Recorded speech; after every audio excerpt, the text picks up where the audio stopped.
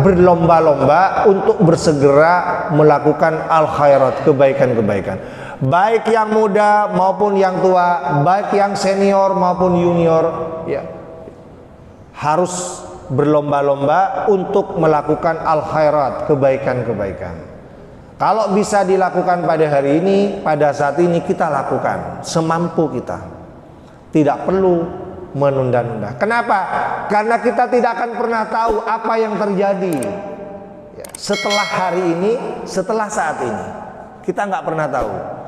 Makanya orang tua kita sering mengatakan, menyesal itu di kemudian hari. Betes itu ebudi beni iade. Artinya apa? Penyesalan itu akan terjadi nanti, bukan hari ini, bukan saat ini. Makanya kalau kita bisa melakukan kebaikan hari ini, saat ini, kita lakukan. Karena kita tidak pernah tahu apa yang akan terjadi pada diri kita, ya, setelah hari ini atau setelah saat ini.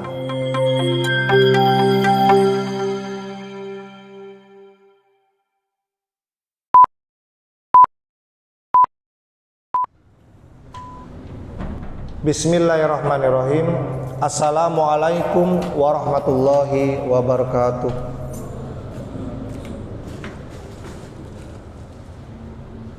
Hamdan thayyiban mubarakan fi, asyhadu an la ilaha illallah wa asyhadu anna Muhammadan abduhu wa rasuluh. Amma ba'd. Qala Allah Ta'ala fil Qur'anil Karim, a'udzu billahi minasyaitonir rajim.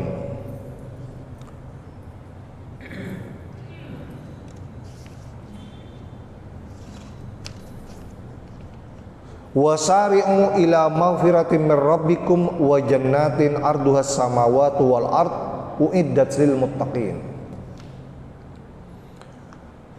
Jamaah salat subuh yang dimuliakan Allah, kita patut bersyukur kehadirat Allah Subhanahu wa taala karena pada pagi hari ini semua kita masih istiqomah untuk membuktikan ketaatan kita kepada Allah, menjalankan ibadah sholat subuh secara berjamaah. Harapan kita semua yang hadir pada pagi hari ini, semoga dengan rasa syukur yang dibuktikan dengan menggunakan segala nikmat yang Allah berikan dalam rangka untuk terus beribadah kepada Allah ini, menjadikan kita semakin bertakwa, semakin benar-benar berislam kepada Allah Subhanahu wa taala.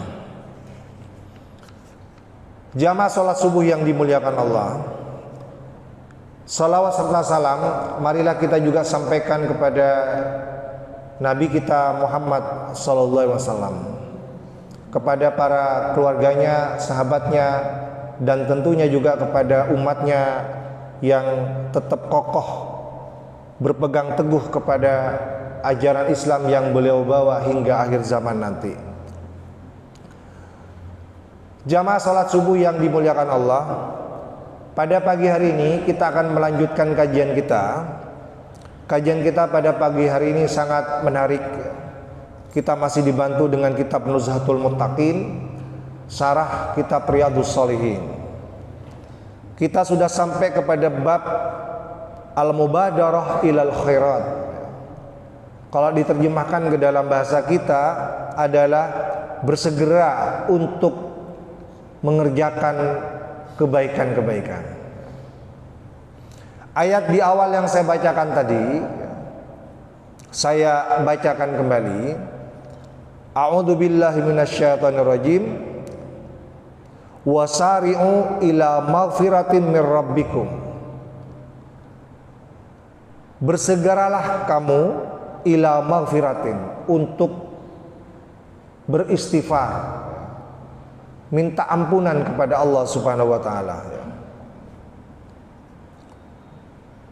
Wa jannatin arduhas samawat, dan bersegera pula kamu itu menuju surga, arduhas samawat wal ard, yang luasnya itu seperti langit dan bumi. Uiddat lil muttaqin, luasnya surga seperti langit dan bumi itu uiddat lil muttaqin, diperuntukkan bagi mereka yang bertakwa. Jamaah sholat subuh yang berbahagia, kita bisa memahami secara sederhana ayat ini. Kita diperintahkan oleh Allah untuk bersegera melakukan kebaikan-kebaikan. Dalam ayat ini konteksnya adalah untuk istighfar. Tidak perlu menunggu kita itu tua, tidak perlu menunggu kita itu sakit, karena kalau kita mau jujur kepada diri kita sendiri, kita banyak menemukan orang yang sering menunda-nunda untuk beristighfar, kemudian ingin berbuat kebaikan-kebaikan itu salah satu alasannya yang saya sebutkan tadi itu, masih muda, free, bebas untuk berbuat apa saja. Nantilah kalau sudah tua, kita baru dekat dengan masjid, baru senang beribadah. Nah, ini sering terjadi di sekitar kita, bahkan mungkin terjadi pada diri kita. Oleh karena itu, untuk sebuah kebaikan, kita tidak perlu menunda-nunda itu. Kita harus bersegera, apalagi untuk bertaubat, istighfar kepada Allah Subhanahu wa taala, minta ampun kepada Allah Subhanahu wa taala, sebagaimana kita ingin bersegera sampai kepada surga Allah yang luasnya itu dilukiskan dalam ayat ini seperti langit dan bumi. Nah, memang menarik kata-kata istighfar di sini, kata-kata minta ampun ini itu disambungkan dengan surga. Saya baca beberapa tafsir itu, kenapa ini terjadi di ayat ini. Jadi kita itu diminta bersegera untuk minta ampun kepada Allah, dengan disambungkan dengan wajannat, dengan surga. Artinya apa? Mereka yang melangkahkan kakinya ke surga itu mereka-mereka yang sudah diampuni dosa-dosanya. Jadi nanti kita akan melangkah ke surga pada saat semua dosa-dosa kita itu sudah diampuni oleh Allah Subhanahu wa taala. Itu yang pertama. Kemudian yang kedua, semestinya kita berbuat kebaikan termasuk minta ampun kepada Allah itu seperti kita ingin bersegera menuju surga. Semangatnya, semangat untuk berbuat kebaikan, semangat untuk minta ampun kepada Allah, mestinya itu semangatnya sama ketika kita ini benar-benar ingin masuk ke surga itu. Sehingga tidak ada alasan bagi kita untuk menunda-nunda. Bapak Ibu sekalian jamaah yang berbahagia, dalam ayat ini sedikit saya juga tambahkan, surga itu luasnya seperti langit dan bumi. Menurut pengarang kitab ini, yang dimaksud ini adalah ka'ardis samawati wal ard, seperti langit dan bumi. Wahada alat tamthil, dan ini hanya gambaran perumpamaan saja. La alal haqiqah, dan bukan pada hakikatnya seperti itu. Tapi kalau kita sekedar ingin membayangkan luasnya surga itu, di dalam ayat ini diperkenankan kita menggambarkannya luasnya seperti langit dan bumi. Tetapi ini bukan yang hakiki menurut pengarang kitab ini. Sangat mungkin luasnya lebih luas lagi daripada langit dan bumi. Sementara ini yang kita saksikan adalah luasnya langit dan bumi. Itu yang bisa menghubungkan pikiran kita. Karena kalau digambarkan dengan yang lain mungkin kita nggak bisa. Sehingga dalam ayat ini Allah memberikan gambaran kalau kita ingin tahu luasnya surga itu, karena pikiran kita ini hanya taunya bumi dan langit, ya kira-kira seperti itu. Betapa luasnya langit dan bumi itu.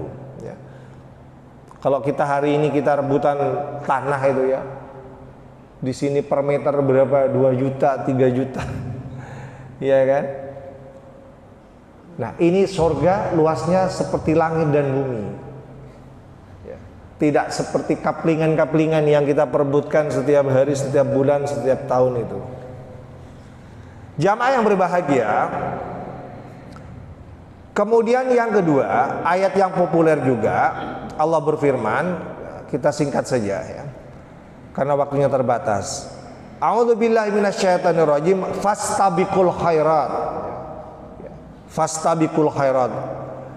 Di sini disebutkan yang dimaksud dengan fastabiqul itu ya, adalah sari'u ilaiha. Bersegera untuk berbuat al-khairat, kebaikan-kebaikan ya. Kenapa bahasan ini kita perlu kaji pada pagi hari ini ya? Karena kita masih banyak menyaksikan, di antara kita ini masih banyak yang sering menunda-nunda kebaikan-kebaikan. Sebenarnya kita bisa lakukan kebaikan itu pada saat ini, pada hari ini ya. Tapi kadang-kadang kita sering meremehkan, gampang nanti saja. Padahal kita bisa melakukannya pada hari ini, pada saat ini. Atau banyak juga yang sering mengungkapkan ya, dengan kata-kata seolah-olah dia mengalah ya. Biar dia itu yang muda-muda saja ya. Atau sebaliknya yang muda, lah itu biarlah yang tua-tua saja yang ngerjakan, yang muda-muda nanti saja. Nah, sering kita mendengarkan ungkapan-ungkapan seperti itu.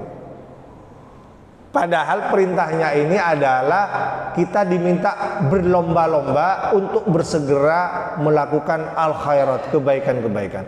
Baik yang muda maupun yang tua, baik yang senior maupun junior ya, harus berlomba-lomba untuk melakukan al-khairat, kebaikan-kebaikan. Kalau bisa dilakukan pada hari ini, pada saat ini kita lakukan semampu kita. Tidak perlu menunda-nunda. Kenapa?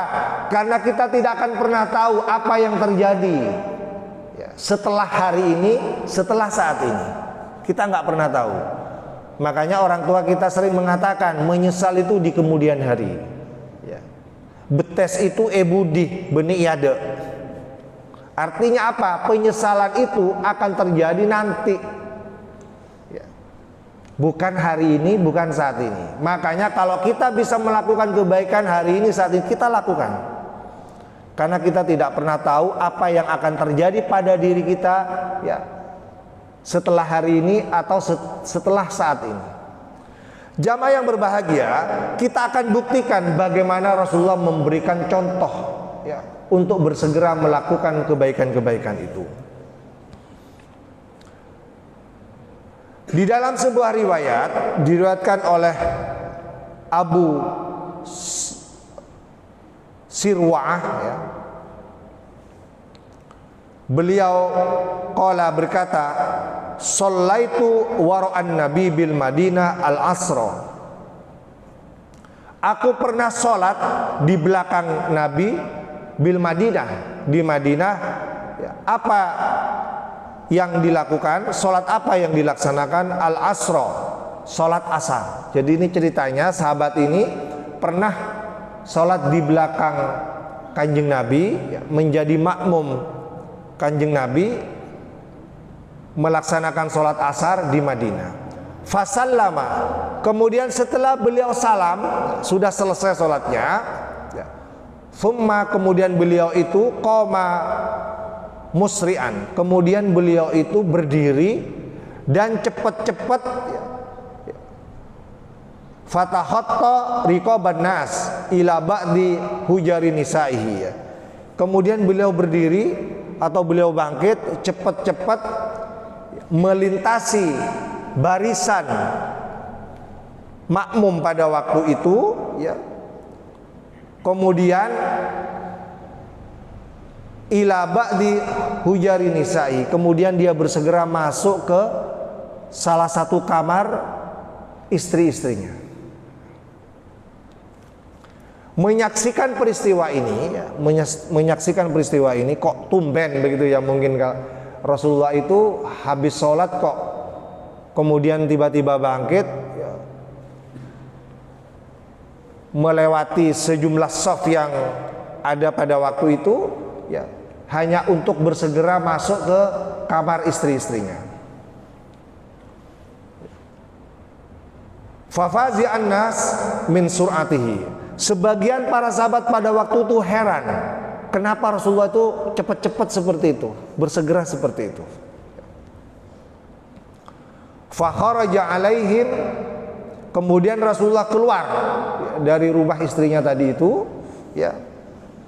Fara'a annahum qad ajibu min sur'atihi, dan Rasulullah itu menyaksikan para sahabatnya itu pada keheranan semua, ya. Jadi Rasulullah keluar dari kamar istrinya dan beliau menyaksikan para sahabat masih belum selesai, herannya belum selesai, ya, atas peristiwa di mana Rasulullah itu tiba-tiba cepat-cepat setelah sholat masuk ke kamar istrinya. Qala, kemudian Rasulullah memberikan penjelasan, ya, supaya hilang rasa herannya itu. Rasulullah itu kemudian memberikan penjelasan. Apa yang dijelaskan beliau? Zakartu syai'an, aku ingat sesuatu, kata beliau. Apa yang diingat? Ya. Min tibrin endana. Tibrun itu di sini dijelaskan, ya,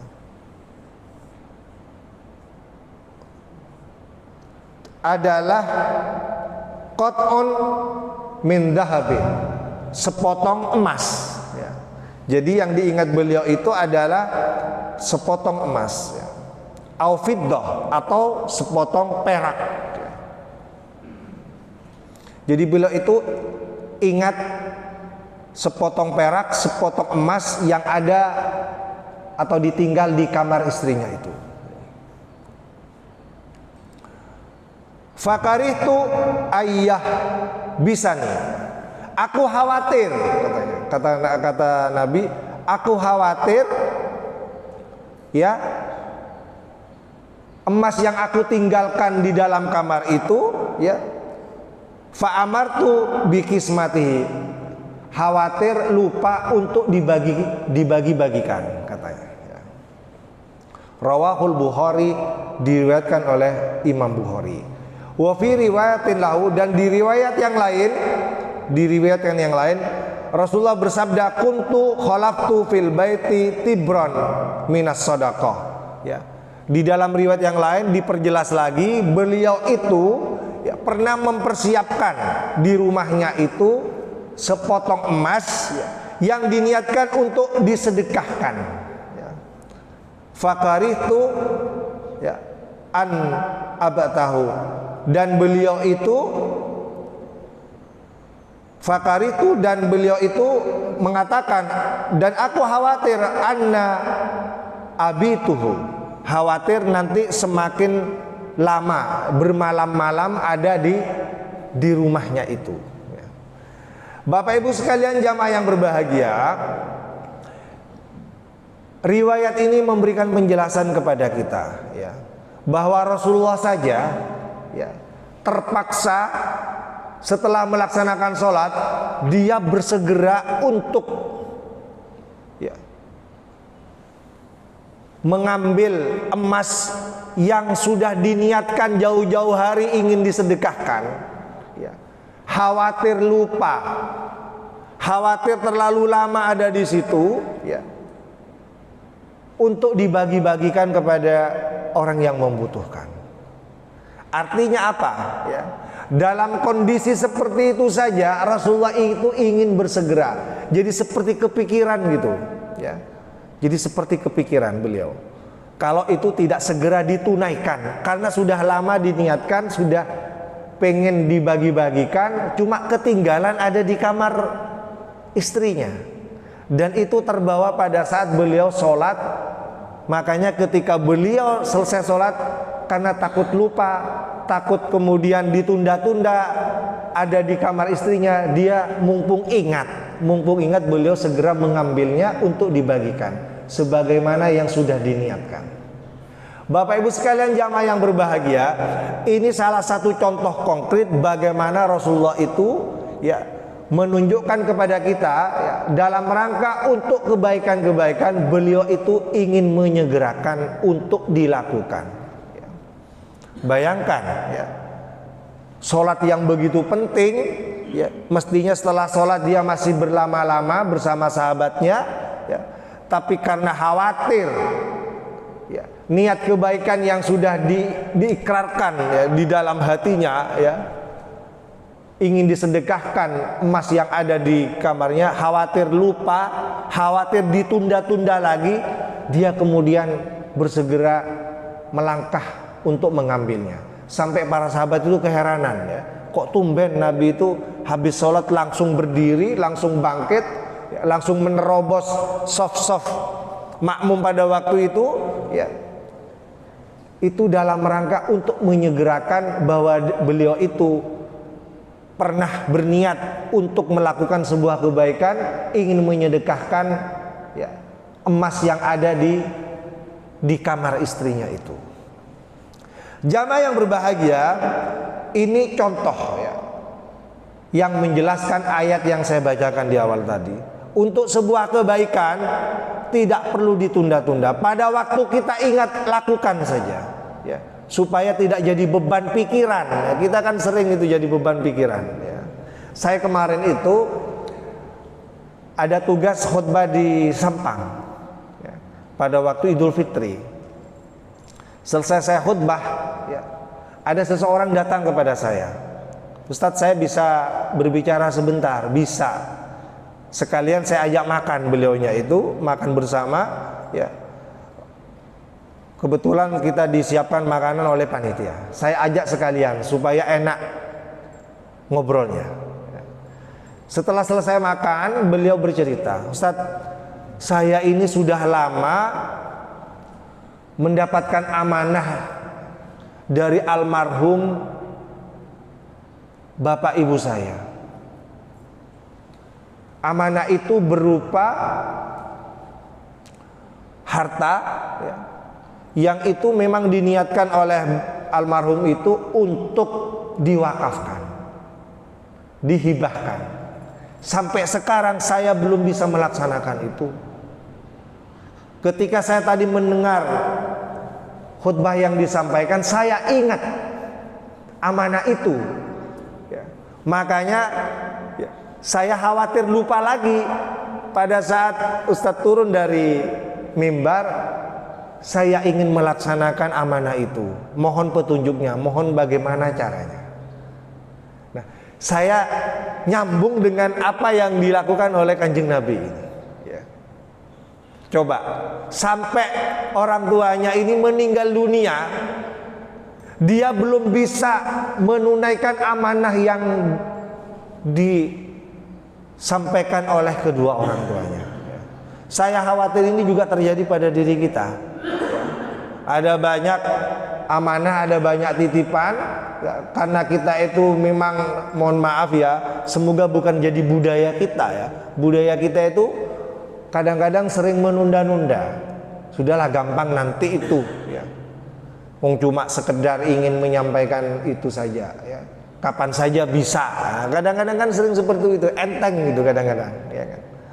Nah, nggak taunya sampai dibiarkan berlama-lama, berminggu-minggu, berbulan-bulan, bahkan bertahun-tahun, sampai yang mengamanahkan itu meninggal dunia. Coba, Bapak Ibu sekalian jamaah yang berbahagia, ini contoh lebih konkret lagi terjadi di zaman kita ya. Tidak hanya terjadi di zaman Nabi. Di zaman Nabi itu cuman berapa jaraknya itu, berapa menit, berapa jam ya. Dari beliau berniat ingin menyedekahkan emas yang ada di kamarnya dengan sholat yang beliau kerjakan, itu jaraknya cuma beberapa menit, beberapa jam, bahkan mungkin cuma beberapa hari saja. Itu jadi beban pikiran Kanjeng Nabi. Sampai-sampai beliau itu habis sholat yang biasanya masih bisa berlama-lama dengan para sahabat, dia langsung nerobos ya, soft para sahabat pada waktu itu, karena khawatir lupa ya. Takut itu berlama-lama ada di kamar istrinya, tidak segera dibagi-bagikan kepada yang berhak. Jamaah yang berbahagia, itu contoh konkret yang dilakukan oleh Kanjeng Nabi dan juga terjadi pada zaman kita, termasuk apa yang saya alami pada zaman ini. Kemudian yang kedua,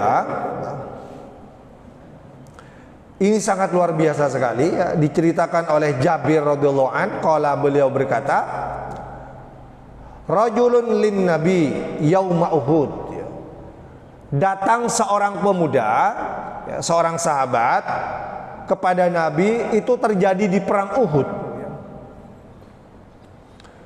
Ara'aita inna qataltu fa aina ana, katanya.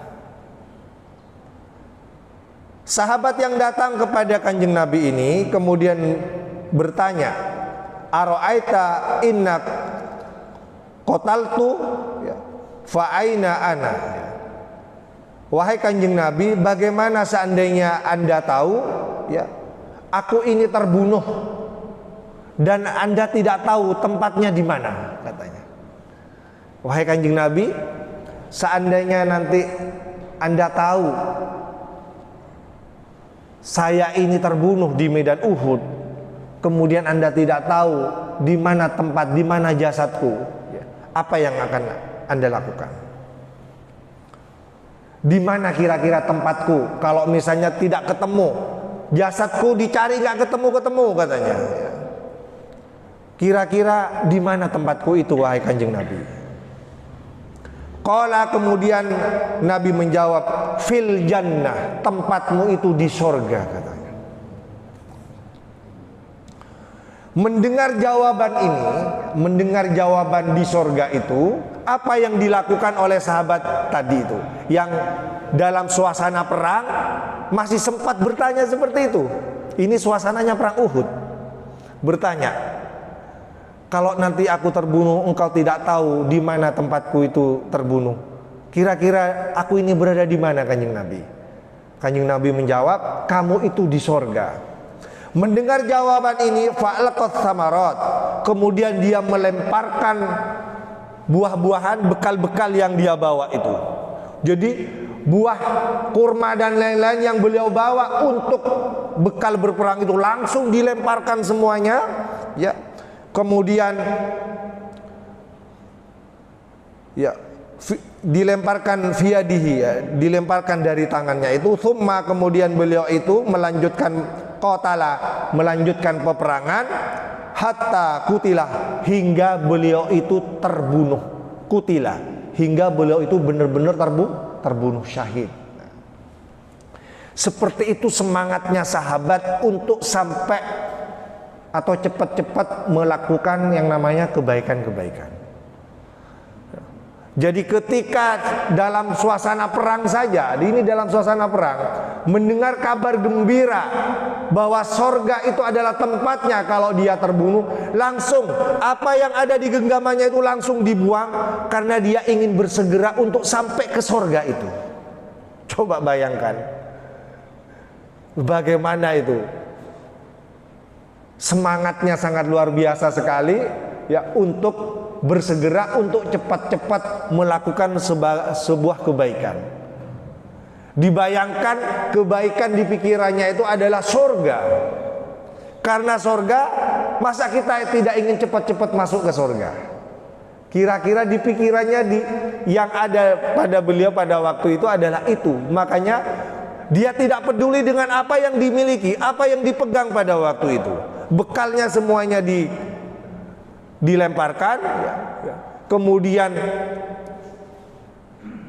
beliau itu dalam suasana perang itu sudah di pikirannya hanya sorga, ya. Kemudian dia lupa yang lain-lain, ya. Karena apa? Karena dari sangat pengennya dia bisa segera ke sorga itu.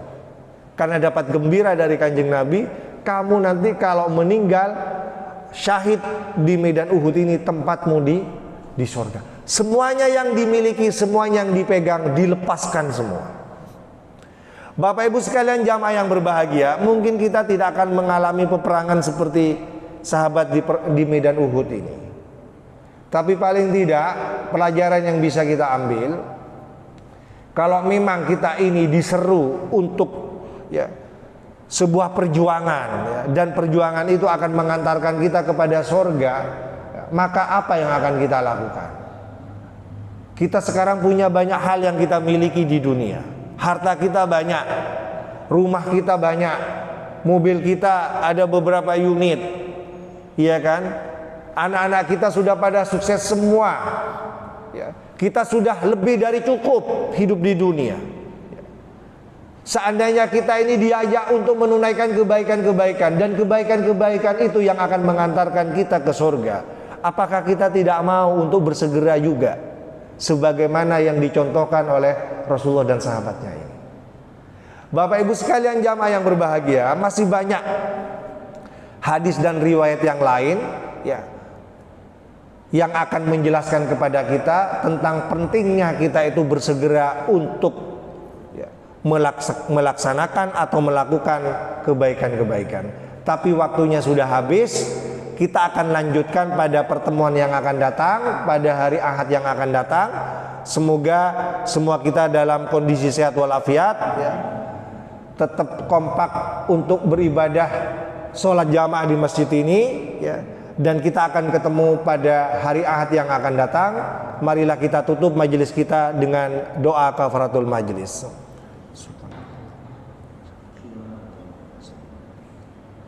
Assalamualaikum warahmatullahi wabarakatuh.